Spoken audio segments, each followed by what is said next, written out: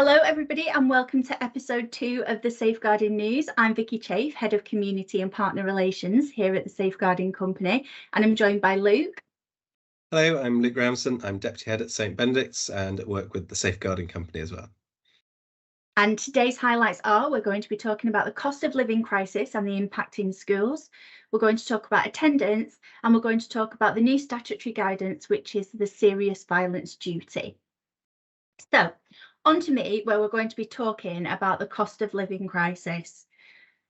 More children in England can't afford school meals, lack warm clothing and struggle to concentrate in class. And that's all according to the new survey that's been done by the Sutton Trust. So education charity Sutton Trust had surveyed 6,200 state school teachers during the autumn term and found that staff were seeing serious issues linked to the cost of living crisis. And their research paper is in the show notes, so make sure that you have a look at that. Some 52% of senior leading teachers experienced an increase in the number of pupils who aren't eligible for free school meals and they're unable to afford lunch. But these are wide variations as well, but it's definitely those children and those families that wouldn't be able to access the free school meals that these schools are seeing that have been the hardest hit. In the most deprived schools, that figure rose to 59% compared to 44 in the least deprived areas. And some more really dreadful statistics, 38% said that more children were coming to school hungry, and that was rising to 56% in the most deprived schools. 54% saw an increase in children without adequate winter clothing, and that was 65% in the poorest areas. I mean, that's just astronomical, isn't it? 17% had more families asking to be referred to a food bank, which again increased to 27% in the most deprived places. Dr. Patrick Roach, who's from the NASUWT, and he's their general secretary, in the trust report had said that there can be little doubt that the cost of living crisis is harming pupils' education, learning and development. An emergency response is needed to deliver extra help for these children, schools and families. So what can we do then? We can work with local food banks and maybe do some food drives if at all possible, having a bank of charity links on your website, or maybe having it printed off in the office so that families don't feel that they need to come in and ask you for those, maybe having them on display. The BBC have created a page, and again, I'll make sure that the link's in the show notes, on their website, and it gives tips on how to save money, and it shows how who you can go to for help for certain things and how you can reduce costs. And the same with the food, but it's a really useful page actually. And make sure that all of your staff are being hyper vigilant and noting any changes in their pupils so that conversations can be had early on. So making sure that they're really keeping their eyes on change of behaviour, anything to do with their children being more sleepy or complaining of being hungry or looking maybe not as well kept as they have done before, just really being hyper vigilant around that. And any other tips that anybody's got, please come and share them and have that conversation in the safeguarding community so that other members can take ideas. If you've done something that's been really powerful in your area, then please share it with us. We'd all love to know, because I know that we all want to do more to try and support our families.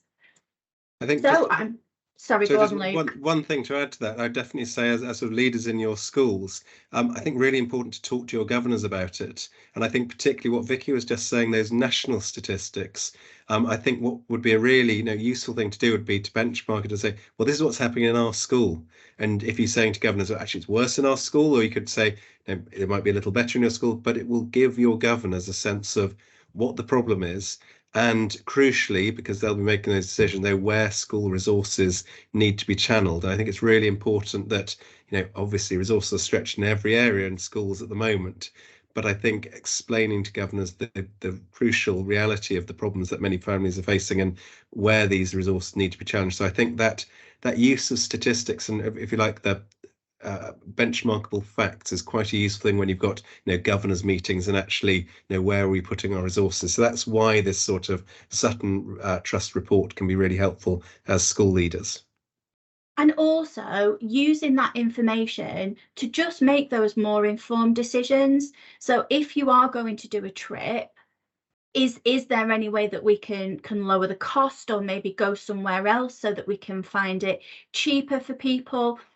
If you are rebranding, maybe, or if you're deciding to have new school uniforms, making sure that it's not like halfway through the year, or making sure that there might be grants available for those people that can't.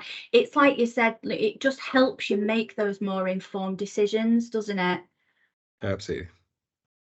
Fabulous. Okay, so we're going to go over to Luke now for your talk on attendance. Yeah, well, I put a few different articles in the notes that go along with this, because there've been a few sort of a perfect storm really in attendance. First of all, of course, right at the moment, they've got the problem with the strike for schools, and that's making parents very aware of attendance. But far more importantly, we've got these two key things. In December, you'll remember the Strep A and the other issues about illness, which created real issue. We've got the post-COVID concern, and a Guardian article that's in the notes to this describes a cultural shift since the pandemic of parents across the country being much more reluctant to send their children to school. And the statistics, again, a very statistic-heavy show, I'm afraid, this, of 9% students missing classroom time, compared with 5.5% in previous, up until 2020. So a real marked shift, which I'm sure lots of school leaders are seeing. And then, of course, linking with that, the idea of mental health concerns, those sorts of things, and it's really is a perfect storm around attendance. And so, obviously, we're left going, well, what do we do about this, given that we're called to account for attendance in our schools? And I think there are four key things I would say, many of which we'll be doing, but hopefully one of these might resonate as something else to look at for you. First of all, and I think this is vital, is to be a really clear communication with parents. I think the one thing that is most problematic in terms of getting attendance better is where you have, if you like, get secrecy from parents. If they're going to feel the school is going to be, looking to fine them or sanction them or be really judgmental of them, then that's where you're going to get parents just basically making things up, saying, he's got this illness, nothing I can do, I can't get to the doctor, which of course also is very true in most cases at the moment, so I can't get a doctor's note. But the first thing I'd say is encourage honest communication. And I would say to parents, I don't mind if you phone me, you tell me he's just in bed. He was out last night with all his friends and he's totally hungover. I would rather know that and be able to work with the parent about, okay, what do we do on that front? How do we work with you? How do we help you so that you can work with your child at home? But I think it's really important as a starting point that it's not a confrontational dialogue with the parents, because I'm 99% of the time, even more, parents, they want their children in school. They want them to do well. And so I think that's for me, the real golden rule on attendance is to try and be as open in your communications with the parents as possible, so that they aren't trying to hide what's going on from you. So that's really the first thing I'd definitely say. And second with that is with the students themselves. Now, obviously, if there's a student who just not coming in, you have your behaviour policy. These are the sort of things you need to use. But given the complexities of, there may be family issues, there may be mental health issues with a student, there may be all sorts of other issues surrounding that. Invariably, my golden rule with the students is get them into school first and then deal with the issues. And I think if students, again, are worried that as soon as they get into school, they're going to be facing double detentions and then all these other problems and their parents will be dragged in, then they're not going to come in.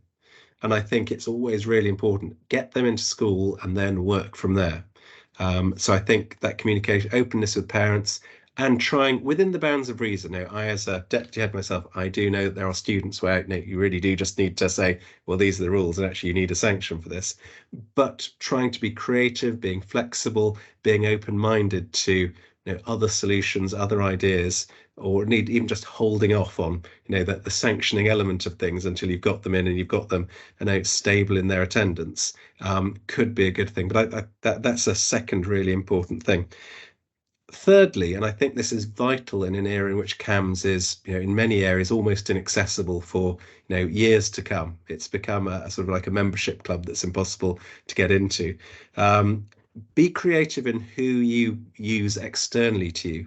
Now, all different areas will be different, but for example, the council will have things like family support groups, will have other groups that might be contactable other than CAMHS. There's always your GP. And GPs themselves can be really helpful in just suggesting ways in which you can help, suggesting potentially medication routes that might be helpful as short-term helps, and also lots of local and national charities that can be really, really supportive. Now, then, none of these are panaceas, none of these are things that can definitely help, but I think even just giving families a sense of, well, okay, you can try CAMHS, but it won't get you anywhere. That can be very dispiriting for a parent if you're just thinking, well, there's not much out there. I think giving the sense of there are things, and in particular, one thing which I'm really pushing in my own school is Kooth, spelled Kooth, which is a company which basically does online support for students. They're working with the NHS, and having a look around their sites, they've got professionally accredited therapists and counsellors who give online support to students. They get all sorts of useful resources on there. Students log on to it totally separately from anybody else. So they create their own account, they create their own password. It's their bit of support. But again, that the online world can be somewhere where students can get that mental health support. So I think crucially being creative in these difficult times with how you support the students can be really useful. And then, of course, once they're in school, I think that buzzword creativity, maybe there's a particular lesson that's been absolutely putting them off. I've a number of occasions said to students, well, you come into school, but let's just, go to the library for that lesson. Well, we'll make sure you're doing some useful work. Ideally, eventually, I want you doing that lesson, but I'd much rather you were in for a morning or doing those lessons and you got back into the rhythm of being in school, and then we work from there, rather than saying, when you're in school, you do this. And there are no exceptions to this, and this is just what you've got to do. So I think going through those things, I think, we are facing lots of issues as schools. And I think going back to what Vikkey was saying, it is that sense of schools more and more taking on everything. We're taking on attendance, taking on mental health issues. What Vikkey's going to be talking about next, schools are taking on as well. And so we need to be creative, we need to be flexible, we need to be looking at all different ways in which we can support our young people so that crucially they're in with us, which is why attendance is so important. So I hope those are a few useful bits and pieces. As I said, the articles in the notes will be of use, and I've also included the link to the latest government guidance on attendance, which actually, dare I say it, compared with some bits of government guidance, does also have some really quite useful bits of help, particularly where it does emphasise the non-punitive element of attendance management, which is really helpful coming from government. Absolutely, and it's thinking outside of the box as well, because there might not be any school factors, as in the problems are with the school itself, but there could be friendship issues, and those friendship issues might have been seeping onto maybe some online bullying or something that could have happened the night before. And it's like you said, it's building that trust up so that those conversations can be had, so that you can find out what is the underlying cause for it. Yeah, absolutely. Absolutely. So I am going to move on now to the statutory guidance. So this guidance was released by the Home Office in December 2022, and it's for England and Wales. And this guidance, unlike most guidance, is for all sectors. So within the document itself, it talks about what the roles of the police are, justice, health, local authority, housing and homelessness, family support and early help, education, and fire and rescue. So this one guidance is for all of those sectors. The guidance sets out case studies demonstrating effective partnership working, advice on data sharing, information on monitoring and inspection, and advice on working with voluntary and community sector and young people. This guidance also provides links to existing guidance and information, rather than what normally happens is they put that guidance in with another piece of guidance, and it makes it really bulky. So what they've done is they've just linked to the other guidance that's relevant to this one.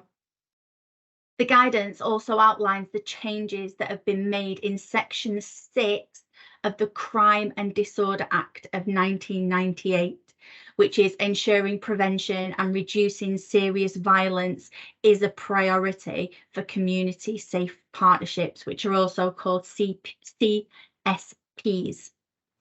So following the public consultation in July 2019, the government announced that it would bring forward the legislation introducing the new serious violence duty, or they call it the duty, on a range of specified authorities.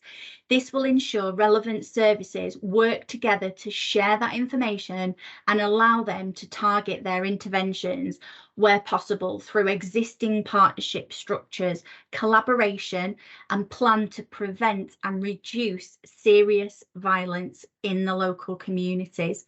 So this guidance is very much a holistic one as opposed to individually.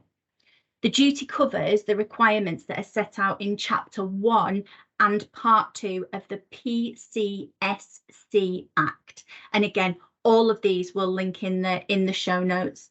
It requires specific authorities for a local government area to work together to plan and prevent and reduce that serious violence, including identifying the kinds of serious violence that occurs in the area. So that could be different for different areas, and the causes of that violence as much as you possibly can, and to prepare and implement a strategy for preventing and reducing it in your area. The duty also requires that the specified authorities need to consult educational, prison and youth custody authorities for the area in the preparation of this strategy. So each sector has its own section within this guidance, and they can all be found in Chapter 4 of the document, and education and multi-academy trusts is just down at the bottom near the fire and rescue. Well, I think that's probably about all that we've got time for in this episode. It's been great to catch up with everybody and talk about what's been happening in the safeguarding world. I've been Vikkey Chaffe. I'm Ramsden. And until next time, goodbye. Bye.